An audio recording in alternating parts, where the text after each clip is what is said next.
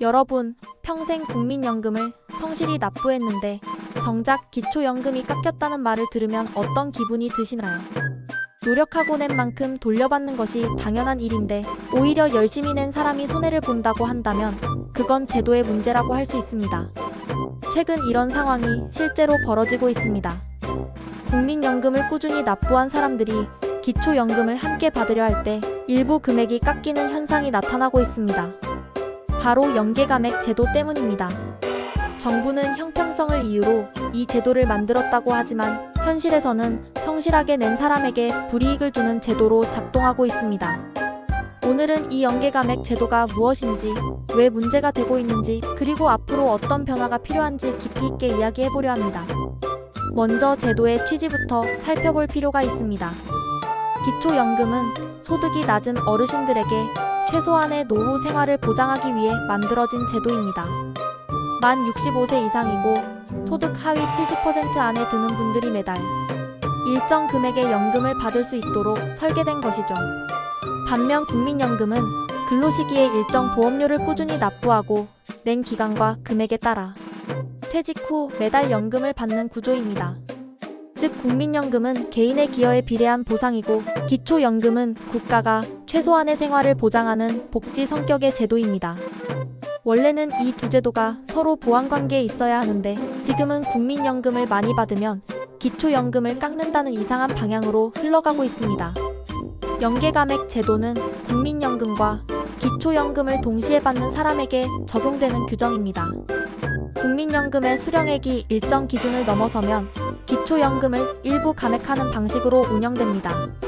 2025년 기준으로 국민연금 급여액이 약 51만원을 초과하면 감액 대상이 되고 소득 재분배급여라 불리는 어급여가 일정 기준을 넘는 경우 감액 폭이 더 커질 수 있습니다. 감액률은 최대 50%까지 적용될 수 있는데 즉 기초연금으로 산정된 금액의 절반이 깎일 수도 있다는 의미입니다. 실제로 기준 연금액이 34만원대일 때 국민연금이 51만원을 넘는 사람은 기초연금이 17만원 정도로 줄어드는 사례가 생깁니다. 이 제도의 취지는 단순합니다.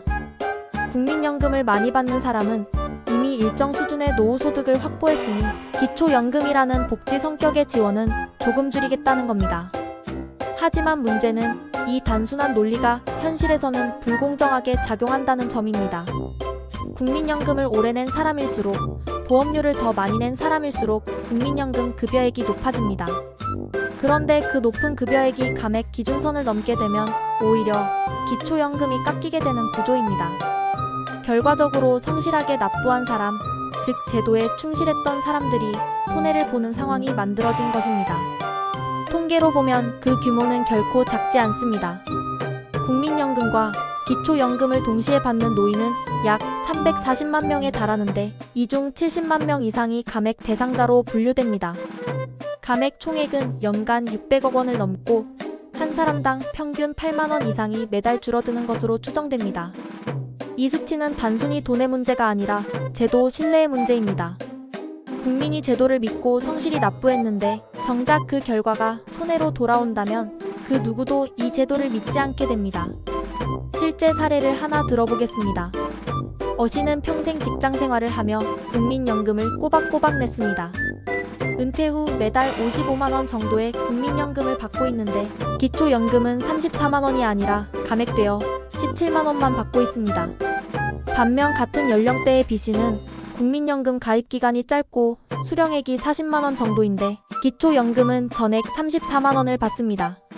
결과적으로 어씨는 국민연금에 더 많이 납부했지만 매달 실제 수령액은 B씨보다 적습니다.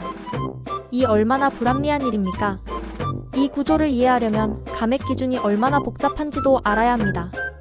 기초연금 감액은 단순히 국민연금 수령액만으로 결정되지 않습니다. 국민연금 급여액, 소득 재분배급여, 기타 소득, 재산, 금융자산 등이 종합적으로 고려됩니다. 이 때문에 본인조차도 감액 여부를 정확히 예측하기 어렵습니다. 나는 얼마가 깎일까를 미리 계산하기가 어렵고 기초연금 신청 후 통보받고서야 감액 사실을 알게 되는 경우도 많습니다. 이런 불투명한 산정구조는 국민의 불신을 키우고 제도가 공정하지 않다는 인식을 심화시키고 있습니다. 정부는 이런 비판에 대해 형평성 확보를 위한 불가피한 조치라고 설명합니다. 기초연금이 모든 노인에게 동일하게 지급되면 국민연금을 많이 받는 사람까지 과도한 지원을 받게 되어 재정 부담이 커진다는 논리입니다. 하지만 이 주장은 절반만 맞습니다. 진정한 형평성은 필요한 사람에게 더 많이 주는 것이 아니라 노력한 만큼 보상받게 하는 것이어야 합니다. 지금의 연계감액 제도는 결과적으로 성실히 낸 사람과 그렇지 않은 사람의 차이를 무너뜨리고 있습니다. 국민연금의 근본 취지는 스스로 준비한 만큼 안정된 노후를 보장받는 것이지만 연계감액은 그 원칙을 부정하고 있습니다. 문제는 또 있습니다. 감액 기준이 낮게 설정되어 있어서 실제로 부유한 노인이 아닌 평범한 은퇴자들도 감액 대상이 된다는 점입니다. 국민연금을 20년 이상 납부한 사람이라면 월 50만 원 이상을 받는 경우가 많습니다. 그런데 그 정도 수령액만 되어도 기초연금이 깎이니 사실상 중산층, 노년층 상당수가 감액 대상이 되는 셈입니다. 연금의 보완 기능이 사라지고 중산층 노후 빈곤층으로 떨어지는 결과가 생기기도 합니다. 특히 부부가 함께 국민연금을 받는 경우에는 두 사람의 합산, 소득이 기준을 초과해 감액 폭이 더 커지는 경우도 있습니다. 이런 현실 때문에 많은 어르신들이 제도에 대해 불만을 표하고 있습니다. 왜 더 낸 사람이 덜 받아야 하느냐? 정부가 성실 납부자를 역차별하고 있다는 목소리가 큽니다. 실제로 일부 노인 단체에서는 연계감액 제도 폐지를 요구하는 서명운동도 벌어지고 있습니다.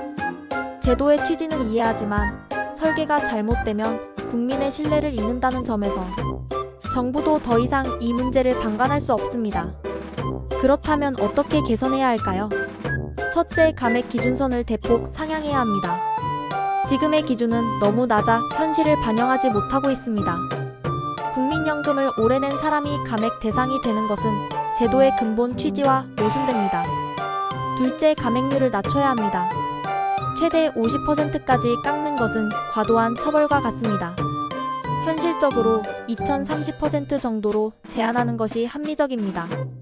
셋째, 감액 산정 방식을 단순화하고 예측 가능한 시스템을 마련해야 합니다. 본인이 사전에 감액 여부와 금액을 쉽게 확인할 수 있어야 합니다. 넷째, 기초연금의 본래 취지, 즉 최소한의 노후 보장을 다시 살려야 합니다. 기초연금은 국민연금을 보충하기 위한 것이지 대체하거나 상쇄하기 위한 제도가 아닙니다. 이 문제는 단순히 재정의 문제가 아니라 신뢰의 문제입니다. 국민연금과 기초연금은 우리 사회가 국민에게 약속한 노후 안전망의 두 축입니다. 그러나 지금처럼 서로가 서로를 깎는 구조로 운영된다면 국민은 국가를 믿을 수 없게 됩니다. 성실하게 일한 사람, 납부한 사람, 책임감 있게 살아온 사람들이 손해보지 않는 사회가 되어야 합니다. 연금은 단순한 돈의 문제가 아니라 국가의 약속이기 때문입니다. 더 나아가 고령화 사회로 접어든 지금 이 문제는 더욱 심각해지고 있습니다. 앞으로 은퇴자가 급증하고 국민연금 수령자가 늘어나면 감액 대상자도 급격히 늘어날 것입니다. 지금처럼 불투명한 감액 구조를 유지한다면 노후 불안은 더 커질 것입니다.